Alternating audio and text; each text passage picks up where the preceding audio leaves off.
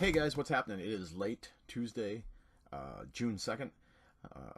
Mild gap between my pickup videos, mainly because my PC died.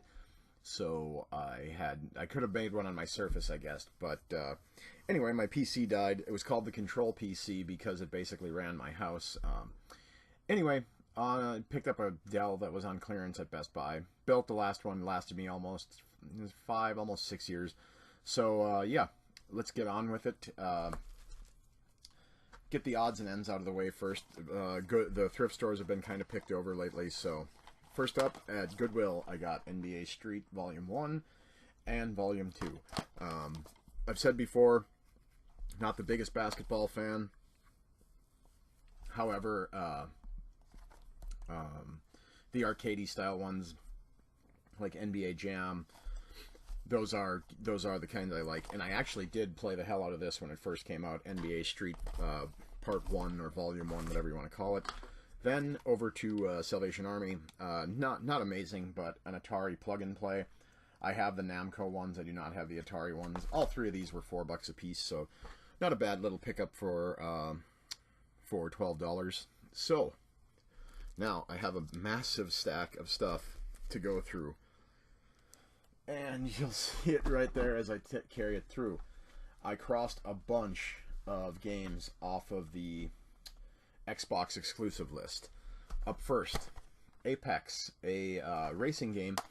You build and design your own prototype racers. Actually, a pretty cool concept. I've never actually played it, but I'm excited to, just because this looks fairly interesting to me. And as I said, an Xbox exclusive. Alright, up next, Knight's Apprentice, Memoryx Adventures. I always want to say Memoryx Journeys, but it's Memoryx Adventures. Disc is in great shape. I do need to get a manual. Sort of skews towards, looks like a kid's game, but definitely probably trickier than a kid's game. It just looks like a kid's game. Sort of a, you have standard upgrades, light RPG elements, action game, what have you. Not a good game by any means, kind of a guilty pleasure type game.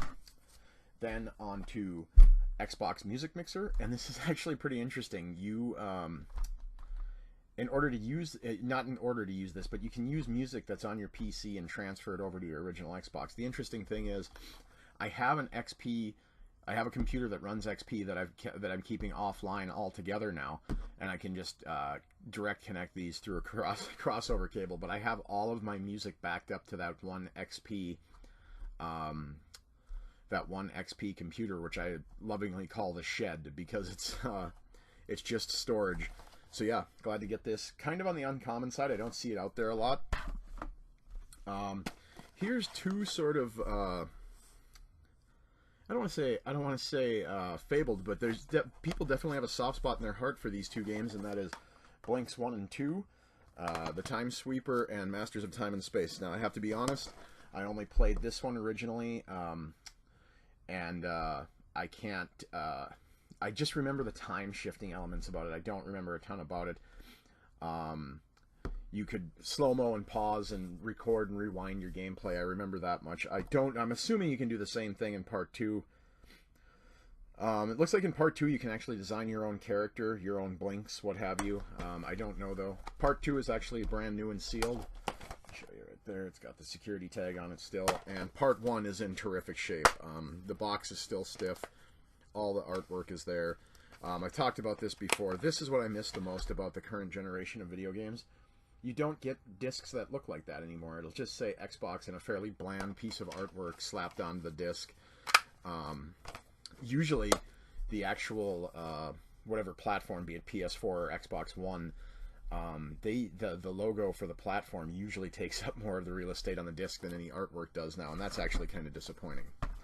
All right, on to one of my favorite games from that generation of games from the original Xbox, and that is Raise as Hell. Reminds me a lot of Metal Arms Glitch in the System, which is a criminally overlooked action platformer from Sierra. It's an amazing game. I would say probably the best platformer that no one played from that generation. Raise as Hell is certainly in there as well. Solid game. Lots of mini games to unlock. There's full co-op, all that stuff. There's system link of up to System link of up to 10 player compatible. That's amazing. I didn't know that. But you unlock weapons and upgrades and whatnot. Light RPG elements. This one also in terrific shape. Glad to get it. Another Xbox exclusive. Keeping up with the theme of Xbox exclusives. Monster 4x4 World Circuit. What's this say? I think this came out in 04 or 05, so it's towards the end of the Xbox run. It's definitely uncommon, but it's not particularly valuable. It's about a $6 to $8 game. Excuse me. About a $6 to $8 game. Just basically a standard monster truck racing game. That's about all there is to it, you know. Monster truck racing game. Not a phenomenal game. Actually, this says 2006 on the Ubisoft thing, so this really came out late in the life cycle of the original Xbox. So yeah, this is definitely an uncommon game. Certainly not valuable by any means. Like I said, $6 to $8. Here's another one. Getting I don't see it out there a lot, but it's not particularly valuable, and that is Fight Club. One thing of note is this, I believe, was one of the first games to feature the X-ray cam. You can see it right there, and now it's used to great effect in the Mortal Kombat games. Not particularly a great fighter, but an interesting one because it's a pretty much standard, straight-up brawler. There's no, if I remember correctly, it's pretty much excuse me. It's pretty much a straight-up brawler type. The combos are actual, like, fist fight based. You're not going to see any, like, spear throwing or fire throwing or flame breathing or anything like that.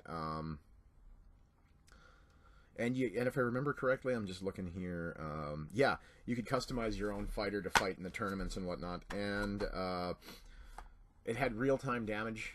You're bruising, and when you got bruised and bloodied up, it happened in real time as you played, which was something kind of novel at the time. It's pretty much something that every game can do now, render real-time damage.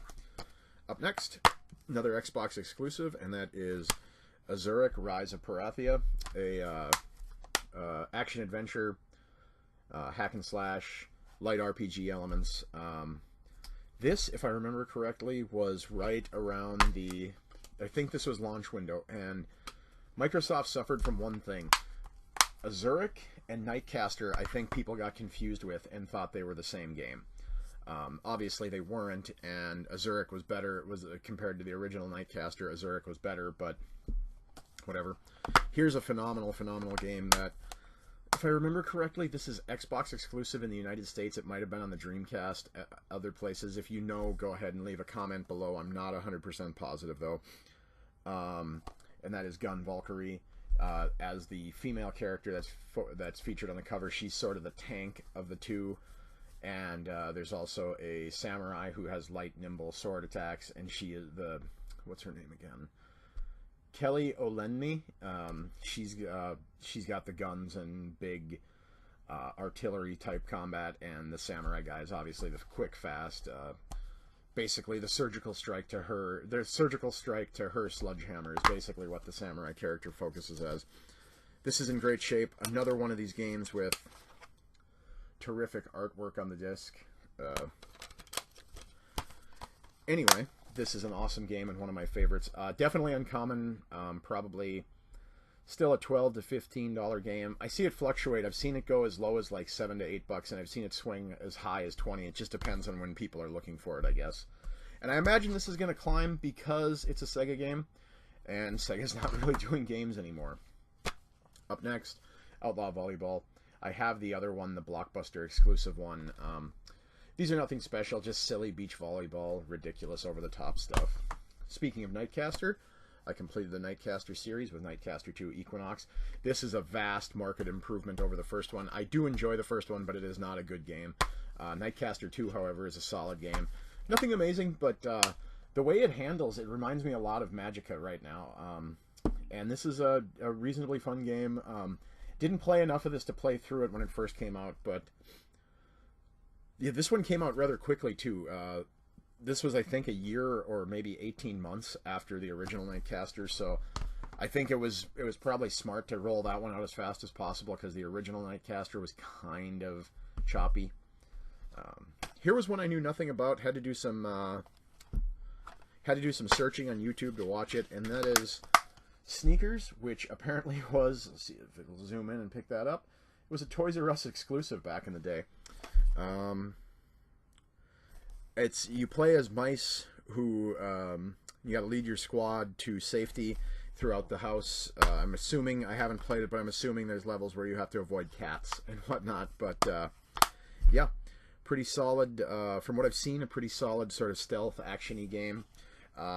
Definitely skewing towards the younger set by having mice be the lead characters. Up next, Tao Feng, Fist of the Lotus. This came from John Tobias. He was the partner of Ed Boon, who is a Mortal Kombat fame. This was, I believe, I'm not positive, but I think this might have been John Tobias's last game. Reasonably decent fighter, nothing special, but it is an Xbox exclusive, and I believe this was also a launch title. Like I said, nothing amazing, just a decent fighting game. This one I knew nothing about. I had to do some searching, and it is Warpath, definitely in the vein of Unreal Tournament. I am confused as to whether or not there's a single-player campaign in it, and if there's not, that's fine. I still love Unreal Tournament to this day on the PS2. I'll just play against the bots. I'm trying to think. There was only, we never had a 4-player tap when I had my PS2, so we'd just take turns playing split screen on the Unreal Tournament that was on the PS2, which I know there are going to be people saying, that's not even the good version, why did you play on PC? Blah, blah, blah. Don't care. Anyway, yeah, glad to get this. Like I said, I'm confused as to whether or not there is a single-player component to this game. If there's not, I'll play against the bots. I'm fine with that. All right. This is a Xbox exclusive, console exclusive, just like Warpath. They were both out on the PC, but this is Land of the Dead, Road to Fiddler's Green. Definitely a rarer Xbox game. Still solidly sells in the $20 to $25 range. I didn't have to pay that much for it as it was not complete. I had to track down the artwork, but I'm okay with that. Also came out at the end of the Xbox run, and a reasonably good game, so that's what makes it tough to find. And I can't imagine it got a high print run, being it was at the end of the Xbox life. Anyway, one thing I will point out of note, you can see that. You can see they were both done by Groove Games, published by Groove Games, which I don't think they're around anymore. If they are, it's only in name. Alright. Pick this up. This is definitely a rare Xbox game. Very tough to find. I'm trying to think. I don't think I've ever actually seen it out in the wild at Rock 30 or any used game store for that matter. That's Bloody Roar Extreme. It's a Hudson title. Konami owns them, and we'll probably never see any more Bloody Roar games. I could actually see them maybe creating a specifically digital release division to handle that. The game, disc, and artwork are in great shape. The seller did show it in the auction, so I picked it up, knowing full well the case was broken. Who cares? I can get a case. But yeah, Bloody Roar. I love fighting games, but Bloody Roar was not really my thing. But this is one of the rarer and harder to find titles for the original Xbox that I do not have. Now,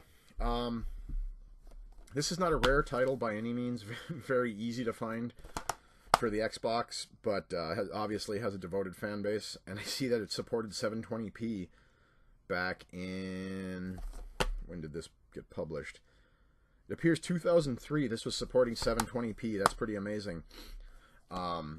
Anyway, that's Soul Calibur 2. The interesting thing about this is I won the Bloody Roar auction, and it said nothing about Soul Calibur 2. It just happened to be in the box, so I don't know if he made a mistake. I tried contacting him, never got a response, got positive feedback, left him positive feedback, never heard anything back, so thank you, because I only intended on getting Bloody Roar. It says nothing in the auction. I've looked at it several times, makes no mention of Soul Calibur 2. I do not have it for my Xbox collection, and I am glad to put it in the collection. So, and last but not least, definitely a rarer game on the Xbox, tougher to find. Certainly one of the more valuable titles. It's not an Xbox exclusive by any means, but I now have both of them on Xbox and I also have them on PS2 as well. That is Baldur's Gate Dark Alliance 2. If you don't know what it is, it's a standard isometric action RPG, a Diablo clone, and probably the consoles at the time, the most competent Diablo clone ever to come out on consoles. So I got a lot of games off the Xbox list that I do not have. Up next, Best Buy had this marked down to $20 for the deal of the day, at a $10 reward zone and a $5 gift card from something I purchased, and with the purchase of it, you got a $5 gift card back. So I had $15 off, and then another 20% off. Made this game come out to a total of like $3.99 after tax. It was $4.26. This is a brand new copy of Saints Row. Saints Row 4 Re-Elected and Gat Out of Hell. This is the first edition. So it still has the Infernal Guard costume, the Hellish Princess costume, the little Croaker frog launcher, Shakespeare's skull weapon, and Saint Wing skin for Gat and Kinsey. So I'm glad to get this. I would say that at this point I'm a bigger fan of the Saints Row series than I am of GTA. And that's not to say I don't like GTA. For me, Vice City and San Andreas were the high watermarks. Part 4 and Part 5 are certainly brilliant and gorgeous games. They just don't do it for me anymore. When Saints Row took it a little bit cartoonier, they started doing that in Part 2. Definitely went over the top in Part 3.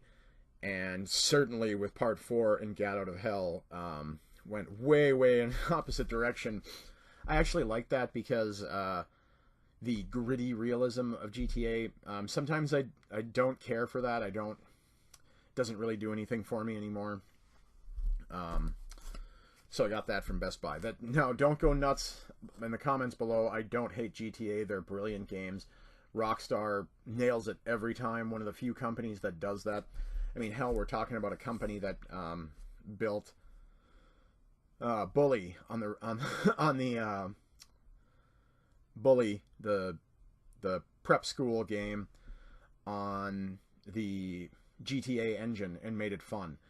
You know, table tennis is an amazing game from Rockstar. They've nailed it every time.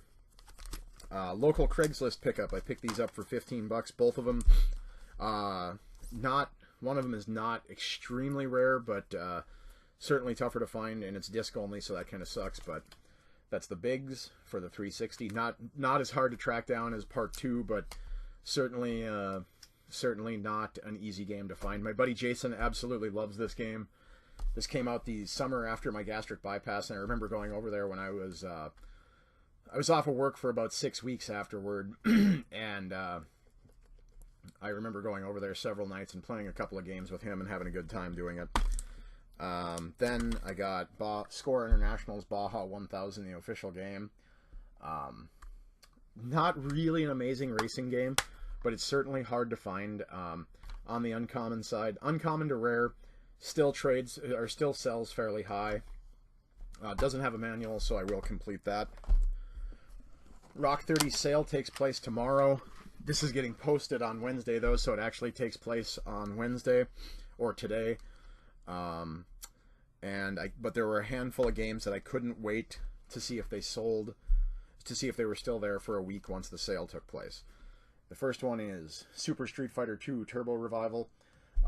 This will get played on my Game Boy player, even though I have a DS Lite and a couple of different versions of the Game Boy Advance. This one I'd completely forgotten about, and that's Final Fight 1.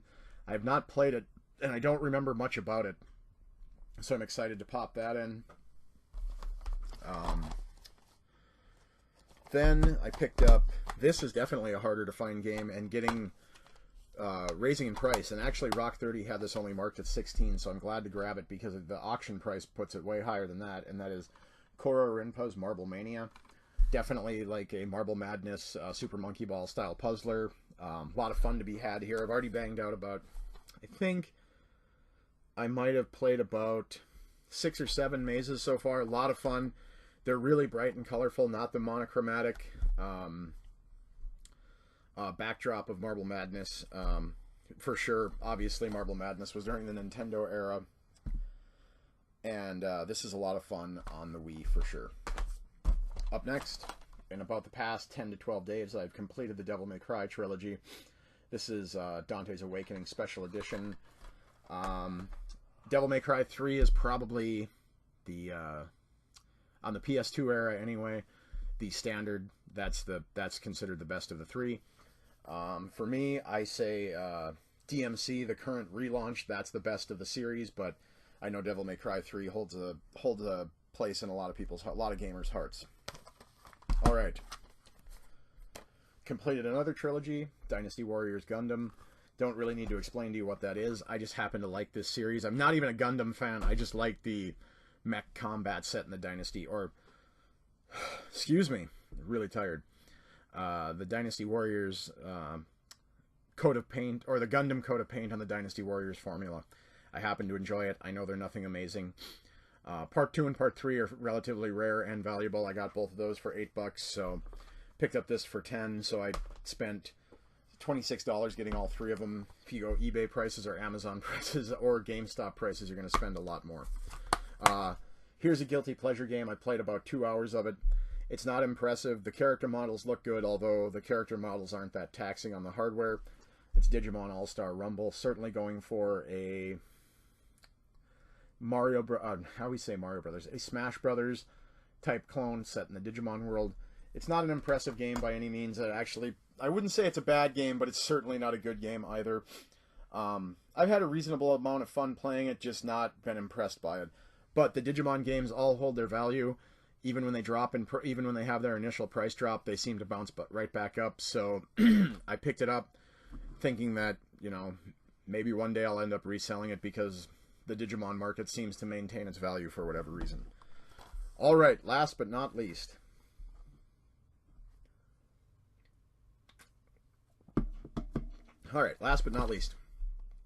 This was a game that I remember getting positive reviews, and I played through it, and I've already beaten it, and my only real two negative comments were, it was too short. I wish it was about 5 hours longer because I enjoyed it that much. And the camera's a little bit wonky. Otherwise, Rango is an amazing game, and it's probably slipped into my top 10 sleepers from the previous generation. It's an amazing game. Lots of fun to be had. I'm told a friend of mine who had played it and seen the movie, I've never seen the movie, said that it was definitely true to the source material and stuck to it. Really cool game. Can't say enough good things about it. I'm going to do a review video of it. Lots of fun to be had. Only downfall, like I said, it only took me about 4.5, 5 hours to beat. So, in closing, pretty massive week. Head over to the Rock 30 sale on Wednesday. I'll show you one last time. That is the rewards member sale. So if you're a rewards member, hit up that sale. Buy 2, get 1 free on pre-owned movies and games, and 25% off all used consoles. So, pretty massive week. Took a lot of stuff off the Xbox list.